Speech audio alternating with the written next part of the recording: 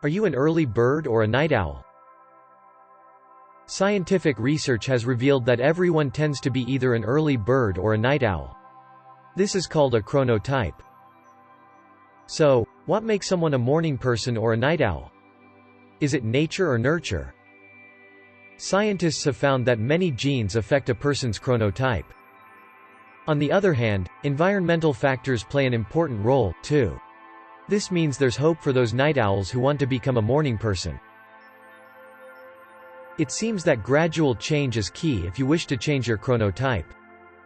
Try shifting your morning alarm earlier by 5 minutes every day until you can rise at a time that you think is best for you.